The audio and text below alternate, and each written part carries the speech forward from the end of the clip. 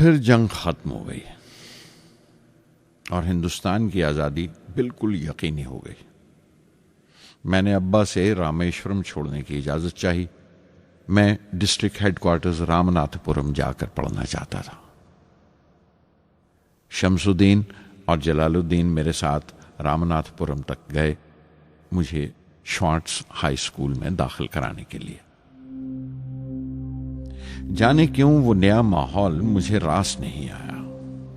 रामनाथपुरम बड़ा मसरूफ शहर था और करीब 50,000 की आबादी थी, लेकिन रामेश्वरम का सुकून और इत्मीनान कहीं नहीं था।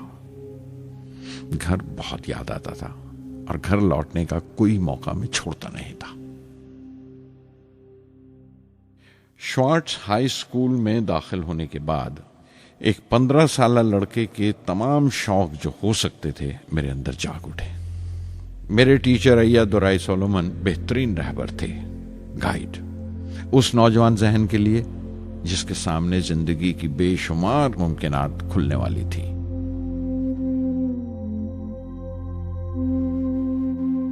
रामनाथपुरम के उस अरसा क़याम में उनसे मेरा रिश्ता उस्ताद शागिर्द या गुरु शिष्य से भी आगे निकल गया। अय्या दुराई कहा करते थे, जिंदगी कामयाब होने और नतीजे हासिल करने के लिए 3 ताकतों पर काबू पाना बहुत जरूरी है: ख्वाहिश, यकीन और उम्मीद।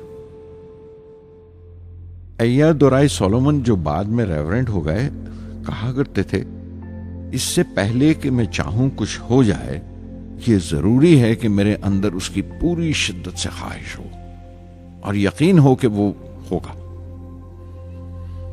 मैं अपनी जिंदगी से अगर मिसाल दूं तो मुझे बचपन से ही आसमान के इसरार और परिंदों की परवाज हमेशा हैरान करती थी, फैसिनेट करती थी। समंदर में कूंजों और बगलों को ऊंची उड़ाने लगाते देखता था तो उड़ने को जी करता था।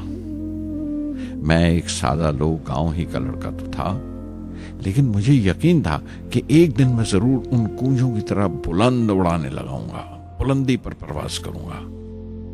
और हकीकत यह है कि रामेश्वरम से उड़ने वाला मैं पहला लड़का था।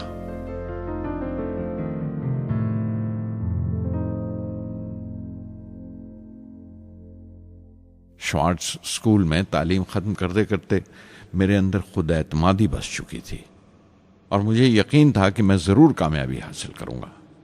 मैं तालीम आगे जारी रखूंगा, उसमें कोई दूसरा ख्याल नहीं था। सन 1950 में मैं इंटरमीडिएट पढ़ने के लिए सेंट जोसेफ कॉलेज ट्रिची में दाखिल हो गया। जब बीएससी डिग्री के लिए मैंने सेंट जोसेफ कॉलेज में दाखिला लिया तो हायर एजुकेशन के माने सिर्फ इतने ही जानता था। ये नहीं जानता था कि हायर एजुकेशन के लिए कुछ और भी हो सकता है।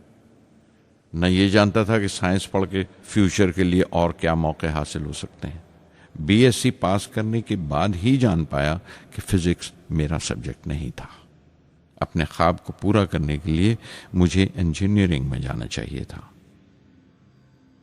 पता नहीं क्यों कुछ लोगों का ऐसा ख्याल है कि साइंस आदमी को खुदा से मुनकर कर देती है, लेकिन मेरे लिए तो साइंस एतमाद, विश्वास और रूहानी तस्कीन की वजह रही है। किसी तरह मैं MIT यानी मद्रास इंस्टीट्यूट ऑफ टेक्नोलॉजी के उम्मीदवारों की लिस्ट में तो आ गया, लेकिन उसका दाखला बहुत महंगा था। कम से कम 1,000 रुपए की जरूरत थी और मेरे अब्बा के पास इतने रुपए नहीं थे। उस वक्त मेरी अक्का, मेरी आपा जोहरा ने अपने सोने के कड़े और चेन बेचकर मेरी फीस का इंतजाम किया। मुझ पर उसकी उम्मीद और यकीन देखकर मैं पसीज गया।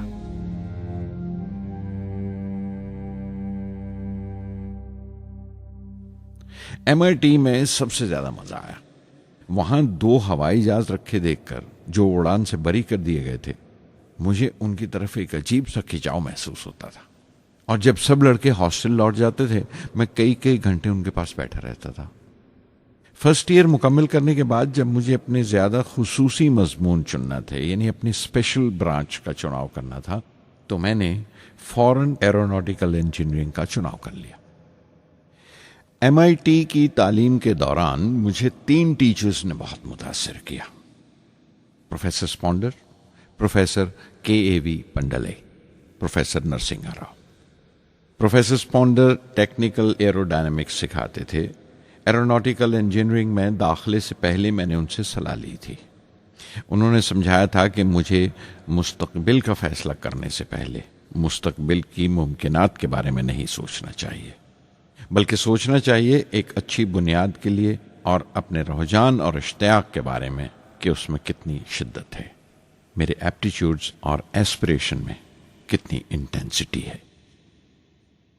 मैं खुद भी होने वाले इंजीनियरिंग स्टूडेंट्स से कहना चाहता हूं कि जब वो अपना स्पेशलाइजेशन का चुनाव करें तो ये देखें कि उनमें कितना शौक है, कितना उत्साह है और लगन है उस शोबे में जाने के लिए।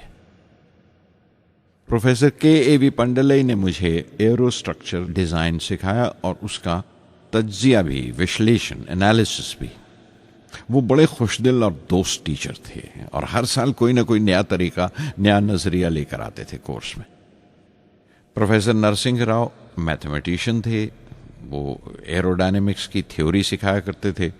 उनकी क्लास में दाखिल होकर मुझे मैथमेटिकल फिजिक्स बाकी तमाम सब्जेक्ट्स से ज़्यादा अच्छा लगने लगा।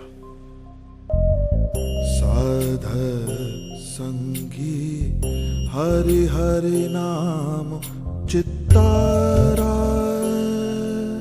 चित्तारा, साध संगी हरि हरि नाम चित्तारा, सहज अनंतु होवे दिनु राति, अंकुर भलो हमारा, साध संगी साध संगी।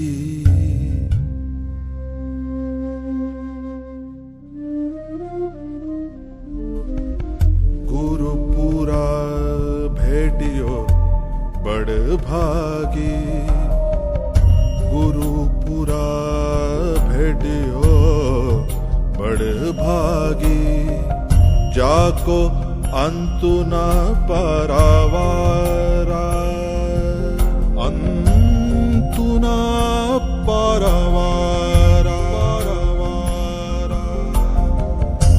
नानक सरनी गहि स्वामी की, पुनः पुनः नमस्कार।